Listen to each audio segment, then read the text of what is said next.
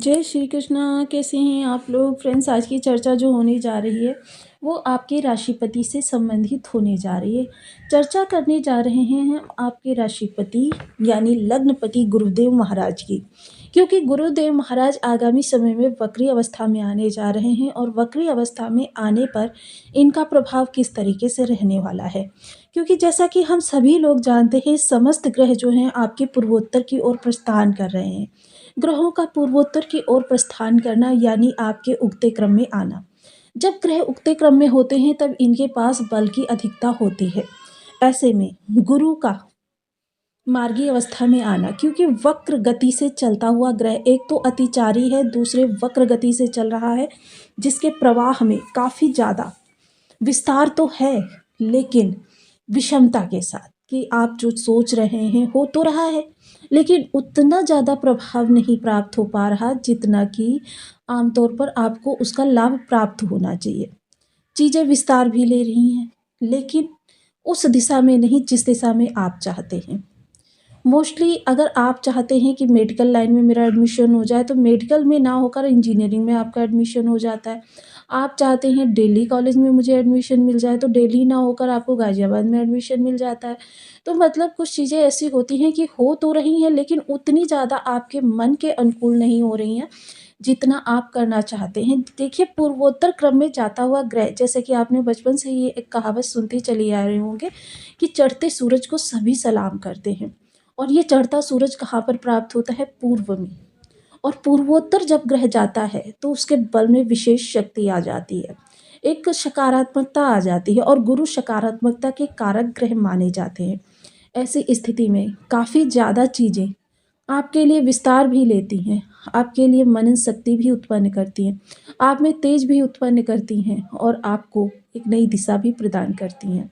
तो ऐसी स्थिति में ग्रहों का एक नियत स्थान पर आना और साथ में गुरु का मार्गी होना एक अलग ही आपके लिए अद्भुत क्षमता को उत्पन्न करने वाला है। देखिए स्वास्थ्य से लेकर सेहत से लेकर व्यक्तित्व से लेकर हर चीज़ पर इनका प्रभाव पड़ता है। ऐसा नहीं किसी एक चीज़ को प्रभावित करते हैं, आपके यहाँ तक कि आपके हाव भाव भी इन्हीं ग्रहों से प्रभावित हो जाते हैं। आप किसी और तरीके से कोई बात कहना चाहते हैं, हो किसी और तरीके से जाती है।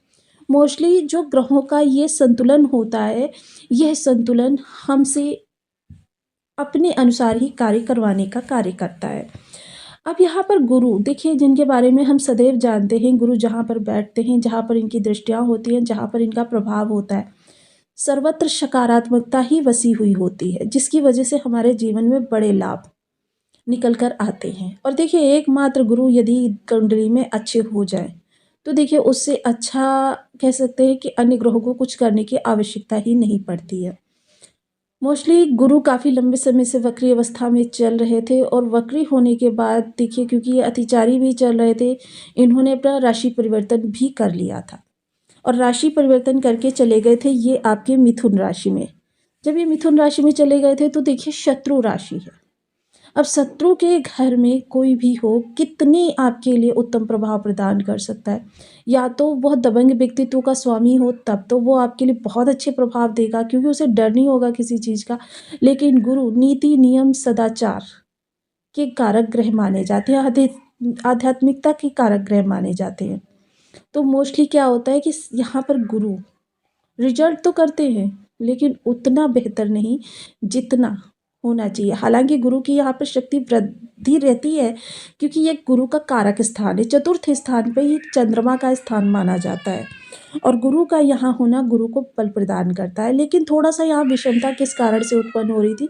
मिथुन राशि के कारण, क्योंकि गुरु और बुध देखिए दोनों ही बुद्धि के कारक कहे जाते हैं, ज्ञान के कारक कहे जाते हैं। तो दोनों ही एक ही चीज़ के कारक होकर यहाँ पर काफ़ी सारी विषमताओं को उत्पन्न कर रहे थे, जिसकी वजह से चीज़ें उतने बड़े पैमाने पर नहीं हो पा रही थी जितने बड़े पैमाने पर या जैसे आप चाहते थे, बल्कि एक अन्यत्र अलग दिशा में जा रही थी।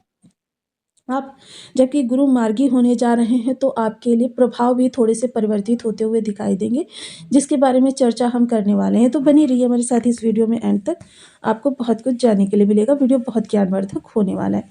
यदि आपके लग्न में 12 नंबर बना हुआ है तो ये राशिफल आपके लिए है। यदि कुंडली में कहीं भी चंद्रमा के साथ 12 नंबर बना हुआ है तो राशिफल आपके लिए। कुंडली ना होने की स्थिति में आप इसे नाम राशि से भी देख सकते हैं। यदि अभी तक आपने अपने इस चैनल को सब्सक्राइब नहीं किया है तो प्लीज़ सब्सक्राइब कर लीजिए, वीडियो को लाइक कर दीजिए, चैनल को शेयर कर दीजिए। इससे होगा क्या कि हमारे आने वाले हर वीडियो की नोटिफिकेशन मिल सकेगी आपको सबसे पहले।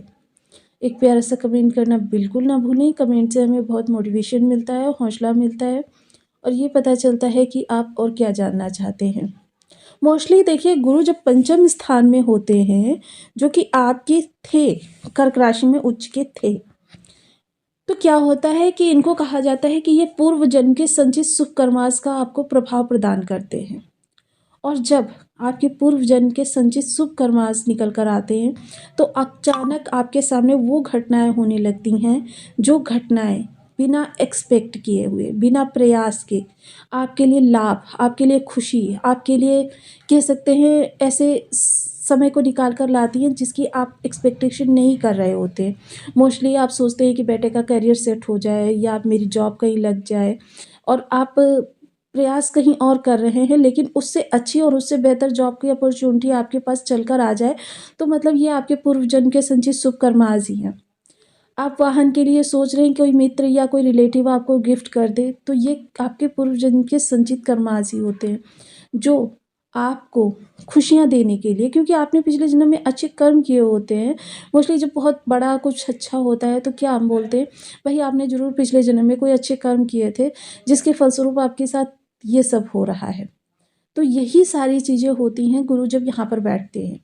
तो इस समय पर आपके साथ अब फिर से वही सब होता हुआ दिखाई देगा। मोस्टली देखिए इसका प्रभाव, ये जो 4 ग्रह सामने बैठे हुए हैं, सूर्य, शुक्र, बुध, मंगल, चातुर्ग्रही योग जो बढ़ना है, क्योंकि इस योग की सीधे दृष्टि रहेगी इस गुरु पर और गुरु की दृष्टि रहेगी इस योग पर, जिसकी वजह से आपके जीवन में अब सकारात्मकता वृद्धि लेती हुई दिखाई देगी और आप फिर से एक विस्तार की दिशा में जाने वाले हैं, जहां से आपके लिए बहुत ज़्यादा लाभ निकल कर आने वाला है।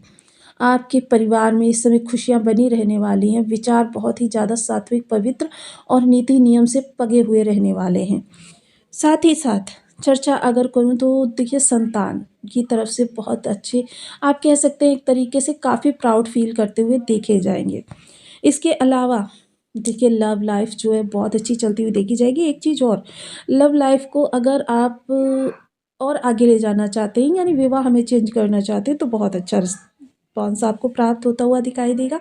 स्टूडेंट वर्क फोकस्ड रहने वाला है, हालांकि समय समय पर थोड़ा सा मन विचलित हो सकता है संसार के प्रति। वहीं पंचम दृष्टि जो होगी वो कारक स्थान पर जाएगी, जिसकी वजह से क्या है, भाग्योन्नति होगी। देखिए, पंचम स्थान पर बैठकर गुरु जब भाग्य को देखते हैं तो भाग्य में बहुत तीव्रता से वृद्धि होती हुई देखी जाती है।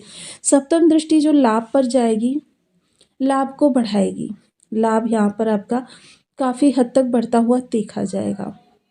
लाभ से इस समय पर आपके जीवन में कह सकते हैं कि आपकी इच्छा पूर्ति भी होगी और लाभ बढ़ेगा, जो कि संचयन तक भी जाएगा, जिसकी वजह से आप काफ़ी प्रसन्नचित रहने वाले हैं। समाज में आपका सम्मान बढ़ता हुआ देखा जाएगा। बहुत सारी चीज़ें ऐसी होंगी जो अनएक्सपेक्टेड होंगी, लेकिन अच्छी होंगी। बड़े भाई बहनों का पूर्ण सपोर्ट रहेगा आपको, आपके साथ उनकी बॉन्डिंग बहुत अच्छी रहने वाली है और आपकी मित्र मंडली का भी इस समय आपके साथ रिलेशन बहुत अच्छा रहने वाला है। मित्रों से मिलाप होगा, नए मित्र भी इस दौरान आप बना सकते हैं। नवम दृष्टि जो लग्न पर जाने वाली है, तो देखिए जैसा कि हम बता चुके हैं, विचारों के घर में बैठकर लग्न को देखेंगे तो आपके विचार बहुत अच्छे रहेंगे। थोड़ा सा आध्यात्मिक आप हो सकते हैं, थोड़ा सा इस समय कह सकते हैं कि आपकी धर्म में विशेष आस्था रहने वाली है, क्योंकि एक तो धर्म के स्थान पर भी गुरु की दृष्टि है और दूसरी दृष्टि जो है वो लग्न पर भी है, जिसकी वजह से देखिए नवा भाव आपका एक्टिव रहने वाला है। और जब नवा भाव एक्टिव रहेगा तो मोस्टली नवा भाव जब एक्टिव होता है तो जिसका लाभ आपके समस्त 12 भावों को मिलता है। मसलन कोई भी कार्य आप करें, जैसे आप जॉब से रिलेटेड कोई कार्य कर रहे हैं, स्टडी से रिलेटेड कोई कार्य कर रहे हैं, गृहिणी हैं घर से रिलेटेड कोई कार्य कर रही हैं, स्टूडेंट हैं पढ़ाई से रिलेटेड कार्य कर रहे हैं, बिजनेसमैन हैं बिजनेस से रिलेटेड कार्य कर रहे हैं, किसी भी तरीके का कोई भी कार्य करते हैं तो उसमें भाग्य का साथ अनिवार्य होता है। क्योंकि कभी-कभी क्या होता है, हमने तो अपना 100 कर दिया होता है, लेकिन जहाँ पर भाग्य की बात आती है, भाग्य ही हमारे साथ नहीं होती, फिर से हमें नई एनर्जी, नई पावर, नया धन, सब कुछ फिर से हमें रीस्टार्ट करना पड़ता है। तो देखिए, इस समय भाग्य आपके साथ है, आप कोई भी कार्य करने के लिए समय पर प्रयास प्रारंभ कर सकते हैं। चर्चा करूँ तो व्यक्तित्व काफ़ी ज्ञानपूर्ण रहने वाला है, काफ़ी समझदार व्यक्तित्व के स्वामी इस समय पर रहने वाले हैं। लोग आपको बहुत अच्छा जज करेंगे, हालाँकि इस समय आप काफ़ी ज़्यादा क्यूरियस रहने वाले हैं कि आपके हाव-भाव को लेकर, आपके एटीट्यूड को लेकर कोई आपको बुरा ना सोच ले।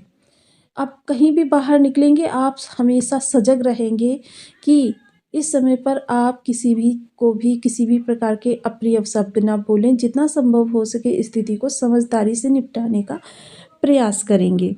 साथ ही साथ अगर चर्चा मैं करूँ उपायों की, तो देखिए आपके राशिपति होते हैं, तो चाहे जितने भी आपके बर्थ चार्ट में अच्छे बैठे हों, आपको इनके उपाय करते रहने चाहिए। जितना ज़्यादा आप आध्यात्मिक रहेंगे, उतना ज़्यादा गुरु आपके लिए बल को बढ़ाएँगे।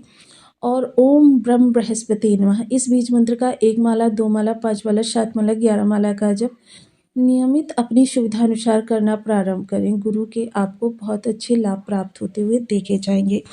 साथ ही साथ बड़े बुजुर्गों का सम्मान करना, अपने कार्यों को नीति नियम के साथ करना, धर्म स्थानों पर जाते रहना, गुरुवार का व्रत करना या गुरु की होरा में निर्जला व्रत करना, केसर का तिलक मस्तक, कंठ, जिह्वा पर करना, हल्दी मिश्रित जल से पीपल वृक्ष अथवा केले के वृक्ष की जड़ का सिंचन करना, गुरु आपने कोई बनाए हुए हैं शास्त्रोक्त विधि से, यदि आपने किसी गुरु का न अनुकरण किया है या नामदान लिया है, तो गुरु बीज मंत्र का भी जाप करना आपके गुरु को बलवान बनाता है। गंगा स्नान करना, पूर्णमासी व्रत करना गुरु को बल देने का कार्य करता है।